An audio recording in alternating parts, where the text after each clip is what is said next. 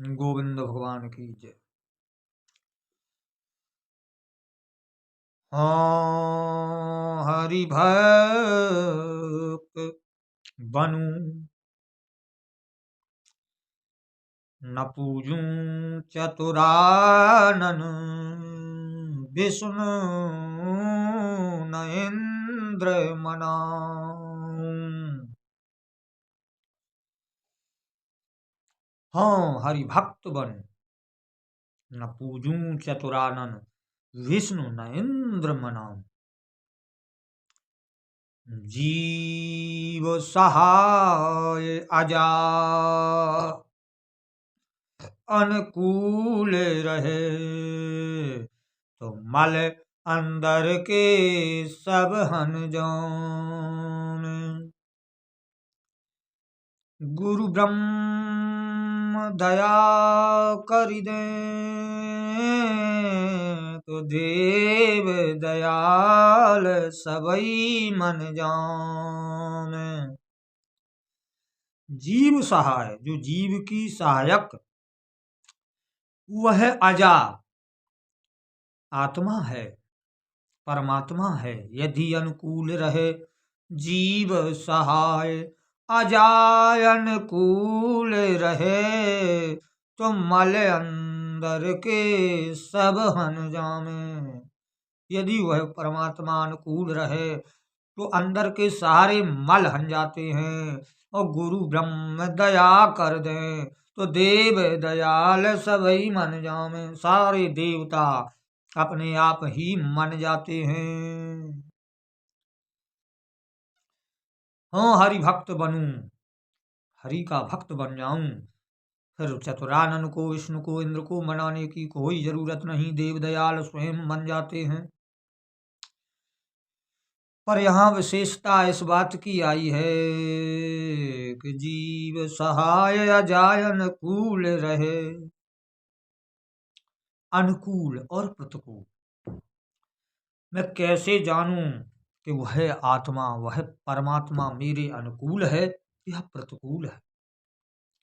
क्योंकि अनुकूलता प्रतिकूलता तब ही समझ में आ सकती है जब उसे हम जाने। जैसे कि 10 व्यक्तियों को मैं जानता हूं, उन जानने वाले 10 व्यक्तियों में से 5 व्यक्ति मेरे अनुकूल हैं और 5 प्रतिकूल हैं। यह मुझे अच्छी तरीके से अवगत हो जाएगा कि इन 10 व्यक्तियों में से कितने व्यक्ति मेरे प्रतिकूल हैं और कितने अनुकूल हैं।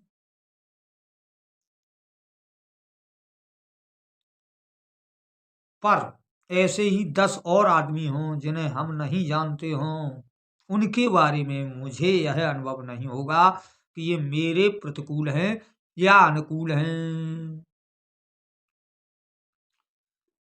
जिन 10 को मैं जानता हूं उनके बारे में तो मुझे मालूम हो जाएगा प्रतिकूलता और अनुकूलता, पर जिन 10 को मैं जानता नहीं उनके बारे में मुझे अनुभव नहीं होगा कि ये मेरे प्रतिकूल हैं या अनुकूल हैं। इसी प्रकार से उस आत्मा, उस परमात्मा को मैं जानता नहीं हूं, तब तक मुझे यह अनुभव नहीं हो सकता कि वह मेरे अनुकूल है या प्रतिकूल है।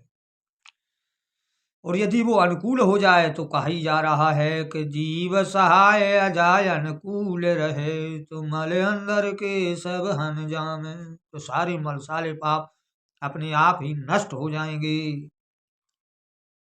पर वो मेरे अनुकूल है या प्रतिकूल, यह जानना बड़ा ही कठिन है जब तक हम उसे जाने नहीं। इसीलिए भगवान ने गीता में अर्जुन से कहा था कि हे अर्जुन, यह योग मैंने सूर्य को जनाया था, सूर्य ने अपने पुत्र विवस्वान मनु को जनाया, फिर राज ऋषियों ने जाना, अब लोक प्रहा हो गया, मैं तुम्हें जना रहा हूं। जनाने की बात कही, रामायण में भी आया है, जाने बिन न होए परतीति, बिन परतीत होते नहीं प्रीति। बिना जाने प्रतीत नहीं हो सकती, प्रतीत बिना प्रीत नहीं हो सकती। जानने की ही विशेषता आई, क्योंकि रोटी रोटी कहने से, पानी पानी कहने से, अच्छा अच्छा कहने से कुछ नहीं होने वाला।